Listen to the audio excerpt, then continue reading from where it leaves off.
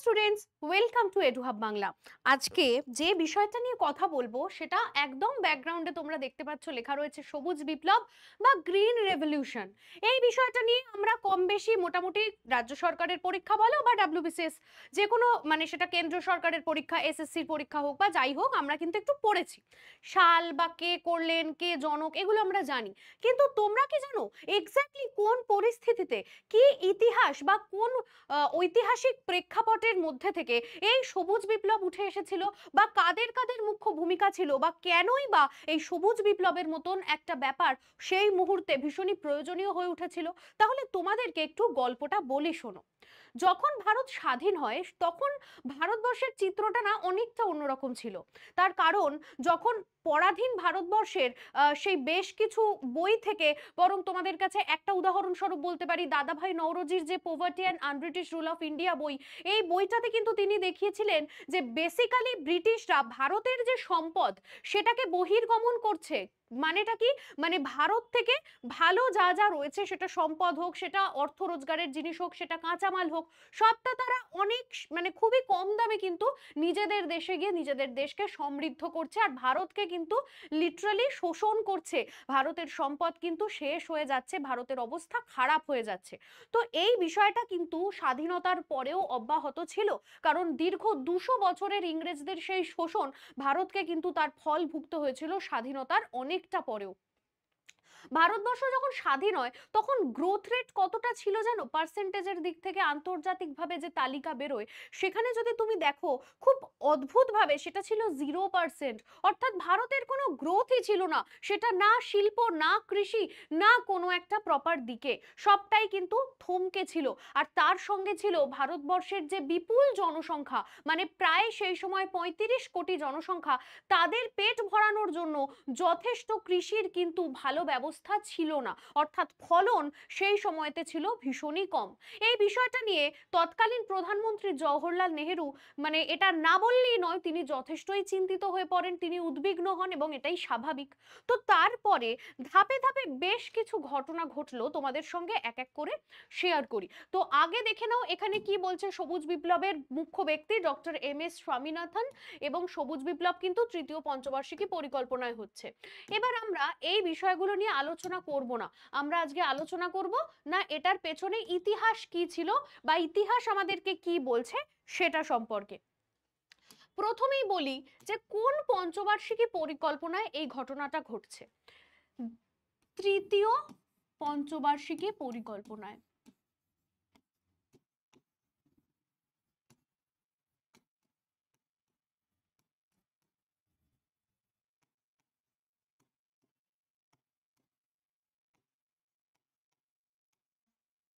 কিভাবে ঘটলো?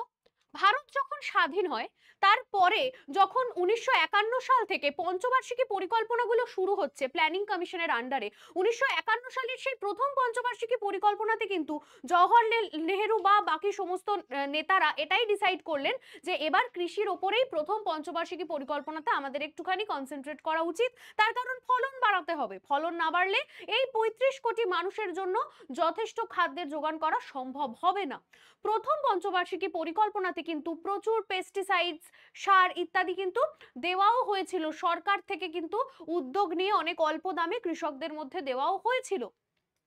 দ্বিতীয় পঞ্চবার্ষিকী পরিকল্পনার সময় আমরা দেখছি 1956 সালে কিন্তু সরকার শিল্পের দিকে মনোযোগী হয়, কারণ এটা তারা বুঝেছিল যে কৃষির দিকে যদি আমরা অনেক কিছু করেও ফেলি, শিল্পটারও উন্নতি হওয়া দরকার, না হলে অর্থের যোগান কিন্তু আসবে না।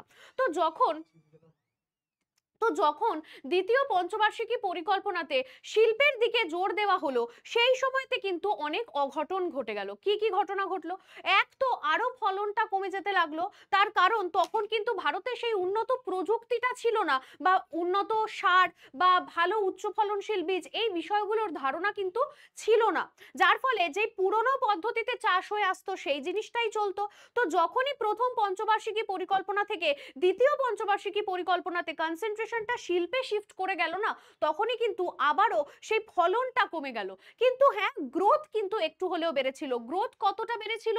গ্রোথ কিন্তু 0 থেকে 3% অবধি বেড়েছিল। আগে 0 ছিল, সেটা কিন্তু বেড়ে হয়ে গেল 3%। কিছুটা কিন্তু বাড়লো, তবে খুব বেশি কিছু উপকার বা খুব বেশি কিছু সমস্যার সমাধান কিন্তু সেই সময়তে হয়নি। এবার একটা ঘটনা ঘটলো, সেটা কি? তৃতীয় পঞ্চবার্ষিকী পরিকল্পনা যখন এলো, সেই সময়তে কিন্তু ভারত বলল যে আমরা এবার বেশি করে কৃষির দিকে আরো আমাদেরকে কিছু একটা করতে হবে। কেন? তার কারণ আগে আমেরিকা থেকে কিন্তু গম আসতো ভারতে। আমেরিকার সঙ্গে ভারতের সম্পর্কটা তখনও একটা ঠিক পরিষ্কার ছিল না। এখন যে কন্ডিশন, আপাত দৃষ্টিতে দেখলে তোমার মনে হবে যে আমেরিকা হয়তো বন্ধুত্বপূর্ণ ব্যবহার করছে, তারা হয়তো ভারতের ভালোর জন্যই কিছু করছে। কিন্তু তুমি যদি একটু খতিয়ে দেখো বা একটু বিষয়গুলোকে ভেতর থেকে অবজার্ভ করো, তাহলে বুঝতে পারবে যে অনেক কিন্তু ঘোলা রয়েছে বিষয়টার মধ্যে। পরিষ্কার জল কিন্তু খুব একটা নয়, তাই না? কারণ ভারতের শত্রু এরকম অনেক দেশও রয়েছে, নাম মেনশন না করলেও তোমরা জানো যে পাকিস্তান কিন্তু তাদের সঙ্গেও সদ্ভাব রাখতে ছাড়েনি। তো তখনও এই বিষয়টা একই ছিল এবং আমেরিকা থেকে ভারতে কিন্তু গম আসতো। কিন্তু সমস্যাটা কোথায় ছিল? সেই গম যেটা আসতো সেটার মান এতটাই খারাপ ছিল যে এই কথাটা অবধি প্রচলিত হয়ে যায় যে যেই গমটা ওখানে পশুদেরকে দেওয়া হয় আমেরিকায়, বা হয়তো কোনো মানুষ তার গৃহপালিত পশুকেও সেই গমের খাবারটা দেবে না, সেই নষ্ট হওয়া বা একেবারেই নিম্নমানের যে বাদ দেওয়া গম, সেটাকেই বেসিক্যালি ভারতে বা অন্যান্য অনেক দেশেই কিন্তু পাঠানো হয়। শুধু তাই নয়, সে তার জন্য কিন্তু যথেষ্ট ভালো মানের অর্থ তারা লাভ করছে, যেটা আদৌ সেটা ডিজার্ভিং নয়। এবং তারা এটাও বলে আমরা গম তোমাদেরকে তখনই পাঠাবো যদি তোমরা যে সার ব্যবহার করবে বা চাষের যা যা জিনিস তোমরা ব্যবহার করবে সেটা আমাদের দেশ থেকেই কিনতে হবে। এই শর্তে তোমরা আমাদের থেকে কিন্তু তবেই গম কিনতে পারবে। যার ফলে কি হয়, ভারতের যে নিজস্ব কৃষির উন্নতি, তার পথে কিন্তু এই ধরনের বেশ কিছু বাধা ছিল। তাই তারা চাইলেও গমের ফলনটা বৃদ্ধি করতেও পারতো না। এবার যখনই 1964 সালে জওহরলাল নেহেরুর মৃত্যু হয়, 1964, জওহরলাল নেহেরুর মৃত্যু, সেই সময়তে একটা ভারী সমস্যা তৈরি হয়ে যায়। কি সমস্যা তৈরি হয়? না, এই যে একটা তিনি চেষ্টা করছিলেন যে কিছু একটা করা দরকার, কিছু একটা কৃষিতে বিপ্লব আনা দরকার, সেটাতে একটা সাময়িক বিরতি হয়ে গেছে বলে অনেক মানুষ ধরে নিলেন এবং অনেকে কিন্তু যথেষ্ট চিন্তায় পড়ে গেলেন যে তাহলে এই পুরো প্ল্যানটা কি শেষ হয়ে গেল?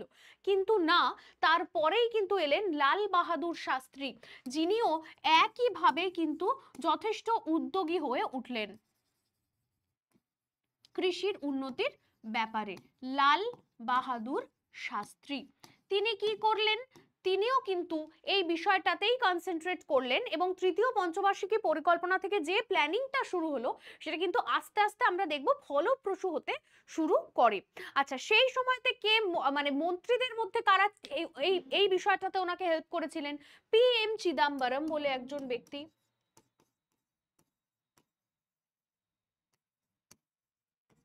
ইনি কিন্তু ওনাকে যথেষ্ট হেল্প করেছিলেন এই বিষয়গুলোকে সাজাতে বা প্ল্যানিং করতে। আর যেই ব্যক্তির নাম না বললেই নয়, সেটা হয়তো তোমরা বলতে পারবে নিজেরাই, সেটা কি? সেটা হচ্ছে অবশ্যই ভারতবর্ষের সবুজ বিপ্লবের জনক, যার নাম MS স্বামীনাথন।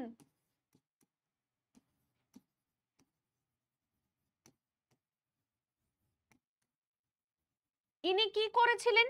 ইনি ভারতের সবুজ বিপ্লবের জনক নামে পরিচিত। তার কিন্তু বেশ কিছু রিজন রয়েছে। রিজন গুলো কি?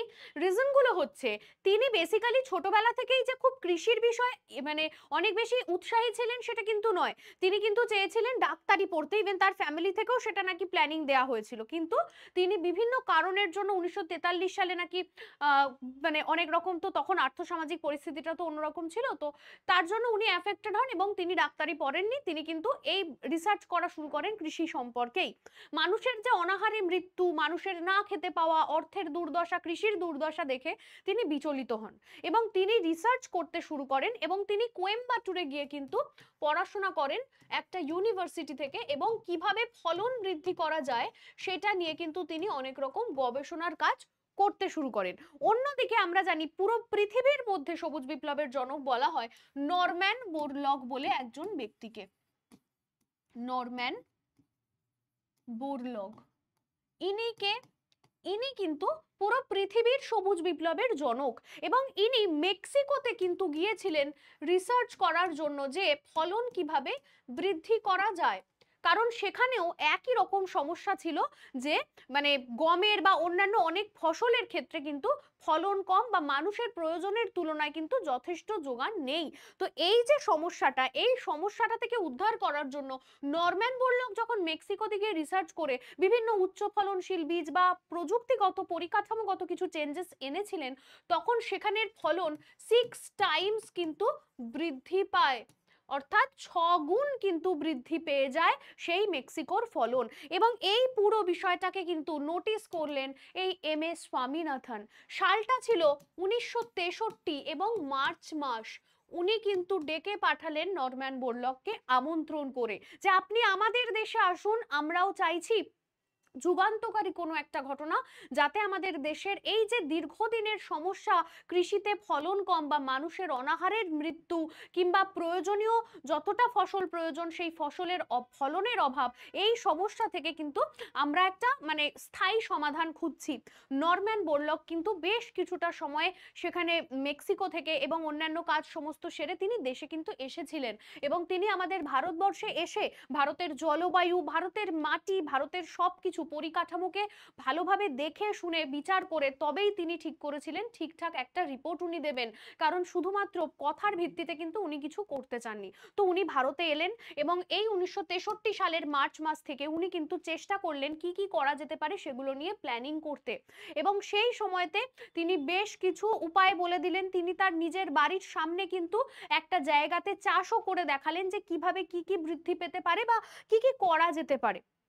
সেই সময়তে আমাদের ফুড অ্যান্ড ক্রপস মিনিস্টার কে ছিলেন বলতে পারবে? সেই সময়তে কিন্তু সি সুব্রমণিয়ম বলে একজন ব্যক্তি, সি সুব্রমণিয়ম, ইনি ছিলেন ফুড অ্যান্ড ক্রপস মিনিস্টার।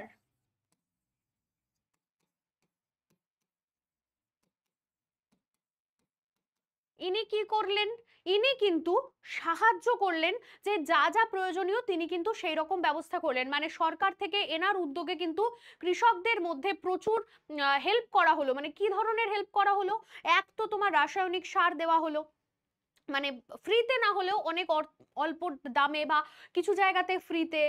উচ্চ ফলনশীল বীজের কথা বলা হলো। মানে যা যা নরম্যান বোরলগ বললেন সেই বিষয়টা নিয়ে নতুন করে এম.এস. স্বামীনাথন রিসার্চ করলেন, এবং তাদের দুজনের মিলিত ফল বা ভারতে যার উদ্যোগে মূলত হলো এই এম.এস. স্বামীনাথন, তার রিসার্চ এবং তার সমস্ত প্ল্যানিং এর পরে কিন্তু এই সি সুব্রমণিয়ম এবং অবশ্যই তৎকালীন যিনি পিএম ছিলেন আমাদের লাল বাহাদুর শাস্ত্রী, তারা কিন্তু যথেষ্ট একটা ভালো কিছু করে দেখালেন।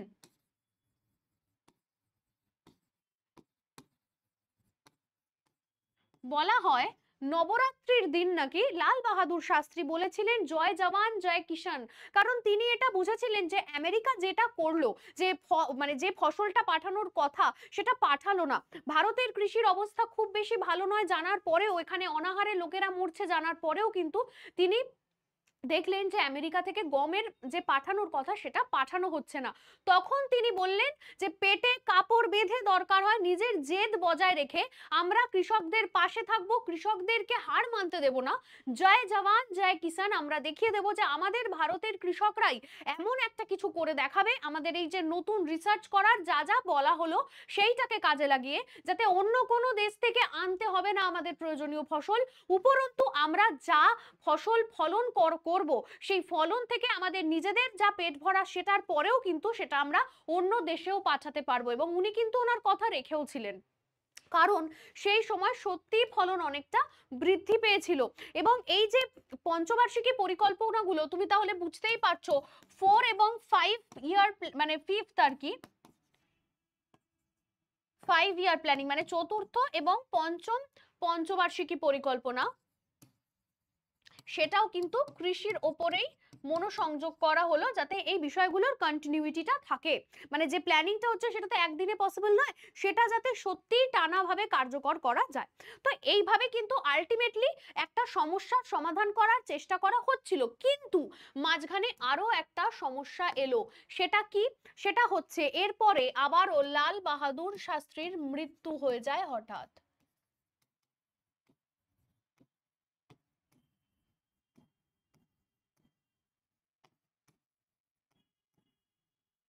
এই যে লাল বাহাদুর শাস্ত্রীর যে মৃত্যুটা হলো, এর ফলে কি হলো?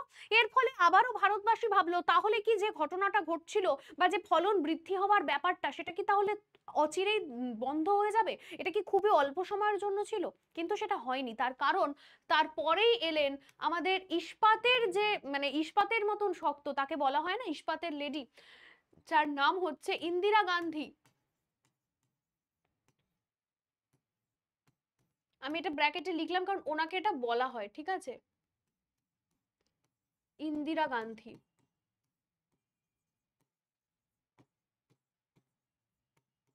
কারণ ওনার ইস্পাতের মতন কঠিন ছিল তার মানে পার্সোনালিটি। আচ্ছা, এরপরে এই যে পিএম হলেন ইন্দিরা গান্ধী, ইনিও কিন্তু প্রচন্ড, ওনার কাছে কিন্তু নিজের যে মানে সেলফ কনফিডেন্ট বা সেলফ ডিপেন্ডেন্সি, নিজের ওপরেই নিজের আত্মসম্মান বজায় রেখে কিছু একটা করা, এটা কিন্তু প্রখরভাবে ছিল। ইনি ইনি কিন্তু পরবর্তীকালে চেষ্টা করেছিলেন আমেরিকায় গিয়ে সম্পর্কটা ঠিকঠাক করা, এবং উনি গিয়েও ছিলেন। উনি যখন প্রধানমন্ত্রী হন সেই সময় কিন্তু উনি আমেরিকাতে গিয়েছিলেন। কিন্তু যেটা সমস্যা হলো, তখন কিন্তু আমেরিকার যিনি প্রেসিডেন্ট ছিলেন তিনি যথেষ্ট ভালোভাবে ওনাকে সাদরে অভ্যর্থনা জানালেন। ওনার কথা শুনে তিনি মুগ্ধ হলেন এবং তিনি কথা দিলেন যে এবার আর কোনো সমস্যা হবে না। আমরা ভারতবাসীকে আবারও গম দিয়ে অর্থ সাহায্য করা, মানে অর্থ সাহায্য তো একেবারেই নয়, গম দেব। মানে ফ্রিতে তো ডেফিনেটলি নয়, টাকা দিয়েই আবারও আমরা বাণিজ্যিক যে সম্পর্কটা ছিল সেটা নরমাল করব। কিন্তু তিনি যখন, ইন্দিরা গান্ধী যখন ফিরে আসেন দেশে, তখন যে সমস্যাটা হয় সেটা হচ্ছে যে আবারও আমেরিকা কিন্তু উল্টো খেলা খেলতে থাকে। কারণ ইন্দিরা গান্ধীর সঙ্গে ওনার একটা বচসা হয়ে যায়। কি বিষয়? না, এটা একটা শোনা কথা যে তিনি নাকি কোনো একটা পার্টিতে আমেরিকাতে ইন্দিরা গান্ধীর সঙ্গে ডান্স করতে চেয়েছিলেন বা কথা বলতে চেয়েছিলেন কিছু একটা, যেই জিনিসটা কিন্তু মোটেই ভালোভাবে নেননি। এবং ইন্দিরা গান্ধী ফিরে আসার পর এই বিষয়টা নিয়ে যথেষ্ট প্রতিবাদ করেন। এবার তারপরে ঘটে গেল 1971 সালের যুদ্ধ। 1971 সালে মুক্তিযুদ্ধ হয়, যেখানে কিন্তু আমেরিকা সাপোর্ট করেছিল পাকিস্তানকে এবং ভারত ডেফিনেটলি বাংলাদেশকে। তো সেই সময়তে আবারও আমেরিকা এবং ভারতের সম্পর্কটা খারাপ হতে, মানে খারাপের দিকে এগিয়ে যায়, এবং আবারও কিন্তু আমেরিকা পাঠানোর প্রতিশ্রুতি দেওয়ার পরেও গমগুলো পাঠালো না। এবং ভারতে তখন কিন্তু প্রপারলি যে বৃদ্ধি সেটা শুরু হলেও বিশাল একটা দারুণ কিছু ঘটনা তখনও দেখা যায়নি। মানে হচ্ছে, বৃদ্ধি হচ্ছে কিন্তু পুরোপুরি নয়, কারণ তখনও রিসার্চ কিন্তু আন্ডারটেকেন। এবার যে ব্যাপারটা ঘটলো, ইন্দিরা গান্ধী তখন বললেন পাঠাতে হবে না, আমরাই করব। তিনি কিন্তু আবারও ওই যে রিসার্চ টিম যেটা ছিল এম এস স্বামীনাথন বা নরম্যান বোরলগ যা যা বলে গেছিলেন বা বলছিলেন, সেই বিষয়গুলোকে কাজে লাগিয়ে আবারও কিন্তু তিনি কৃষকদের জন্য পেস্টিসাইডস, সার ইত্যাদি দেয়া হলো, উচ্চ ফলনশীল বীজ আনা হলো, এবং তারপরে বৃদ্ধিটা কিন্তু আস্তে আস্তে এতটাই বৃদ্ধি পেয়ে গেল যে আমরা বর্তমানের পরিস্থিতিতে হয়তো দেখলে বুঝতেই পারবে আমাদের ভারত অন্যতম শক্তিশালী একটা দেশ, যার কিন্তু বিদেশ থেকে আর আলাদা করে গম আমদানি তো দূরের কথা, আমাদের বরং নিজেদের যে ফলন হওয়া গম সেটা আমরা কিন্তু বিদেশে রপ্তানিও পর্যন্ত করতে পারি, যাতে অনেক অনেক বৈদেশিক মুদ্রাও আমাদের লাভ হয়ে থাকে। তো এই সবটার জন্য একজন মানুষ কিন্তু দায়ী নয়। ডেফিনেটলি এম এস স্বামীনাথনকে বলা হচ্ছে সবুজ বিপ্লবের জনক, কিন্তু তিনি যেরকম ভাবে গুরুত্বপূর্ণ, ঠিক একই রকম ভাবে কিন্তু আমরা দেখছি নরম্যান বোরলগের যে প্রথম রিসার্চ সেটা থেকে তিনি উদ্বুদ্ধ। লাল বাহাদুর শাস্ত্রী কিন্তু যথেষ্টভাবেই জওহরলাল নেহেরুর যে প্ল্যানিং সেটাকে কিন্তু অনেক ভালোভাবে এগিয়ে নিয়ে যাচ্ছেন, এবং তার পরবর্তীকালে ইন্দিরা গান্ধীও কিন্তু এই বিষয়টাকে ভালোভাবেই সাপোর্ট করছেন। আর তার সঙ্গে যাদের কথা না বললেই নয়, আমাদের ভারতবর্ষের কৃষক যারা কৃষক বন্ধু যারা রয়েছেন, তারা কিন্তু ভরসা রেখেছিলেন, এবং তাদের উপর এই যে নরম্যান বোরলগ বলো, এম এস স্বামীনাথন বলো, তারা রিসার্চ করেছেন, তারা বলে দিয়েছেন কি কি করতে হবে, কিন্তু আলটিমেটলি কিন্তু সেই কৃষক ভাইরাই যা যা করার সেটা করলেন। কারণ তারা বুঝলেন যে এই উন্নত প্রযুক্তি বা এই যে নতুন উচ্চ ফলনশীল বীজ বা সার, কীটনাশক, সেগুলো কিভাবে কি কি করতে হবে, তারা একদম নিজেদের সবটুকু দিয়ে কিন্তু সেই নতুন বিষয়গুলোকে আত্মীকরণ করেন, এবং যার ফল আমরা আজকে দেখতেই পাচ্ছি। তো কি কি চেঞ্জেস এসেছিল এবার দেখো, এক হচ্ছে পুরো বলা হয়েছিল যে জমির যে জোত, সেই জোতের পরিমাণটাকে বৃদ্ধি করতে। জোতের পরিমাণ বৃদ্ধি ব্যাপারটা কি?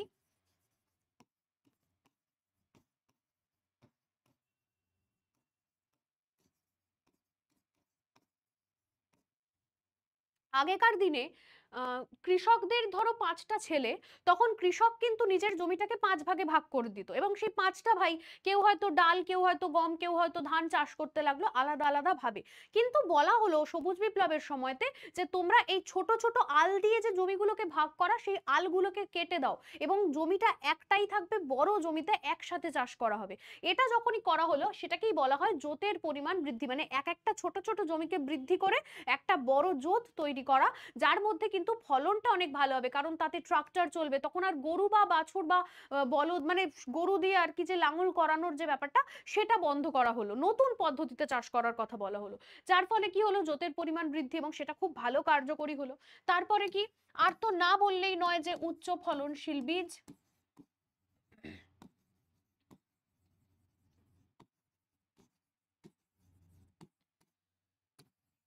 রাসায়নিক সার,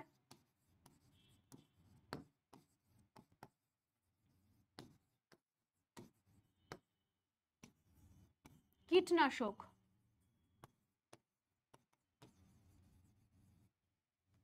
এই বিষয়গুলোর উপর কিন্তু জোর দেওয়া হলো। এবং সব থেকে বেশি ফল কোথায় হলো? সব থেকে বেশি কিন্তু পাঞ্জাব, হরিয়ানা এবং উত্তরপ্রদেশের কিছুটা অঞ্চলে কিন্তু এটা মানে এই যে ব্যাপারগুলোকে প্রথমে কার্যকরী করা হয়েছিল, কারণ এম এস স্বামীনাথন দেখেছিলেন যে এই অঞ্চলগুলোতে যে চাষের যে রিসোর্সেস গুলো প্রয়োজন, সেটা অনেক বেশি মাত্রায় রয়েছে এবং অনেক ভালোভাবে কিন্তু সেটা পাওয়া যাচ্ছে। ঠিক আছে, তো চলো এবার একবার আমরা দেখে নিই নোট কি বলছে। মুখ্য ব্যক্তি, অবভিয়াসলি আমরা জানি এম এস স্বামীনাথন ভারতবর্ষ এবং গবেষণার দিক থেকে কিন্তু আন্তর্জাতিক স্তরে নরম্যান বোরলগ। প্রধান বৈশিষ্ট্য যেটা বললাম, ক্যানেল তৈরি হলো, হারভেস্টার তৈরি হলো এবং এর ফলে যেটা যে ঘটনাটা ঘটলো, পাঞ্জাব, হরিয়ানা, পশ্চিম উত্তরপ্রদেশে সবুজ বিপ্লবের মূল কেন্দ্র, যেটা কিন্তু অনেক বাড়িয়ে দিয়েছিল। এবং এই দেখো এই ছবিটা, এই যে রেড পিঙ্ক হয়ে যাওয়া, সব থেকে বেশি উত্তরপ্রদেশ, মধ্যপ্রদেশ, এরকম ভাবে কিন্তু বিষয়গুলো, হুইটের যে প্রোডাকশন সেটা কিন্তু অনেকটাই বাড়তে শুরু করেছিল। দেখো এই হচ্ছে পরিকল্পনা 1961 থেকে 66 সাল, এই সময়টাতে তৃতীয় পঞ্চবার্ষিকী পরিকল্পনা হচ্ছে এবং সেই সময় তারপরে কিন্তু আবার সমস্যা হয়েছিল। দেখো পরপর কি কি বাধা আসছে। প্রথমে তো চীনের সঙ্গে সম্পর্ক খারাপ হলো, মানে চীনের সঙ্গে নয় সরি, প্রথম যুদ্ধ যেটা ভারত এবং পাকিস্তানের মধ্যে, সেটা হলো যখন জওহরলাল নেহরুর মৃত্যু হচ্ছে সেই সময়টায়, তারপরে তার মৃত্যু, তারপরে আবার আমরা দেখছি যখন ইন্দিরা গান্ধী আসছেন সেই সময় আবার ভারত পাকিস্তানের দ্বিতীয় যে যুদ্ধ হচ্ছে বাংলাদেশকে নিয়ে, তো প্রত্যেকবার যুদ্ধ হচ্ছে এবং ঝামেলা হচ্ছে, যার জন্য পঞ্চবার্ষিকী পরিকল্পনাগুলোতেও তুমি কিন্তু ছেদ দেখতে পাবে। তো তারপরে ফাইনালি যে ঘটনাটা ঘটলো, স্বনির্ভর ভারত হলো এবং ভারত এতটা মাত্রায় ফলন বৃদ্ধি করতে সক্ষম হলো, যেটা কিন্তু রপ্তানিও করা গেল এবং ভারতের প্রচুর মানে মুদ্রা পাওয়া গেল, ভারতের কিন্তু আর কোনো রকম কৃষিতে সমস্যা কিন্তু আর রইল না। আচ্ছা, এক্ষেত্রে বলা ভালো সবুজ বিপ্লব কথাটা বলা হয় কারণ মূলত চাষের জন্য হলেও কিছু জায়গায় দেখবে সোনালী বিপ্লব বলা হচ্ছে। সোনালী বিপ্লব কেন? কারণ গমের রংটা যেহেতু সোনালী তাই বলা হয়। তবে মূলত সবুজ বিপ্লব সমস্ত ফসলের ক্ষেত্রেই একইভাবে কার্যকরী হলেও ফলন বৃদ্ধি পেয়েছিল বেশিটাই গমে। ঠিক আছে, উত্তর ভারতের এই পাঞ্জাব, হরিয়ানা, উত্তরপ্রদেশ অঞ্চলটাতেই মূলত বৃদ্ধি পেয়েছিল এবং আরো বেশ কিছু জায়গাতেও হয়েছিল, তবে এই এই জায়গাগুলোতে মেন হয়েছিল। আর তার যে ফল সেটা কিন্তু আজও ঘটছে, আজও কিন্তু সুদূর প্রসারী ফল আমরা সেটা পেয়ে যাচ্ছি। তো চলো, অনেকগুলো উত্তর তো তোমাদেরকে আমি বলে দিলাম, এবার একটা ট্রিক বলি, সেটা কি, বর্তমানে ভারতবর্ষের যে গমের পরিমাণ বা গমের ফসল সবচেয়ে বেশি কোথায় চাষ হয়, এই প্রশ্নটা কিন্তু তোমাদের আসে। মনে রাখবে উত্তরপ্রদেশে, উত্তর কি হলো, দাঁড়াও,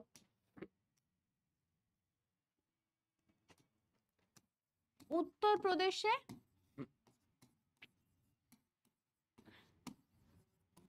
গম চাষ বেশি, এটা কিন্তু টোটালে। আর পাঞ্জাবে যদি বলে সেটা হবে হেক্টর প্রতি। এই দুটো জিনিস কিন্তু কেউ গুলিয়ে ফেলবে না, হ্যাঁ। এই দুটো কিন্তু সম্পূর্ণই আলাদা।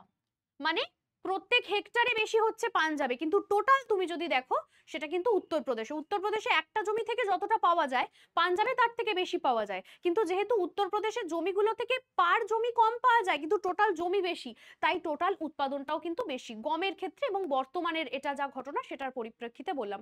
এটা পরীক্ষায় আসে এবং অনেকেই তোমরা ভুল করে ফেলো, তাই জন্য বুঝিয়ে বললাম। আশা করি সবুজ বিপ্লব কেন ঘটলো, কিভাবে ঘটলো, আর কি কি পারিপার্শ্বিক পরিস্থিতির জন্য এটা আরো ভালো করে ঘটতে পারলো সেটা তোমাদের কাছে পরিষ্কার। তো এইরকম দারুণ দারুণ ইন্টারেস্টিং ফ্যাক্ট বা ইতিহাসের গল্প বা ভূগোলের কোনো জিনিস অথবা স্ট্র্যাটেজিকের কোনো টপিক যদি তোমরা জানতে চাও, তাহলে এই চ্যানেলটাকে সাবস্ক্রাইব করো এবং কমেন্ট সেকশনে জানাও আর কোন কোন টপিকের এইরকম ডিটেল তোমরা আলোচনা চাইছো। আর এই যে ক্লাসটা দেখলে সেটাকে যদি ভালো লেগে থাকে কমেন্টে সেটাও জানিও তোমাদের মতামত। চ্যানেলটা সাবস্ক্রাইব করে বন্ধু বান্ধবদের সঙ্গে শেয়ার করতেও ভুলো না। আর আমাদের কিন্তু রয়েছে বেলঘরিয়ার পুবপাড়াতে আমাদের ইনস্টিটিউট, সেখানেও কিন্তু চাইলে একবার দেখা করে যেও। এবং অনলাইন অফলাইন যে ক্লাসেস বা কোর্সেস গুলো রয়েছে সেখানেও কিন্তু তোমরা ভিজিট করতে পারো আমাদের অ্যাপ থেকে। তো চলো, টাটা।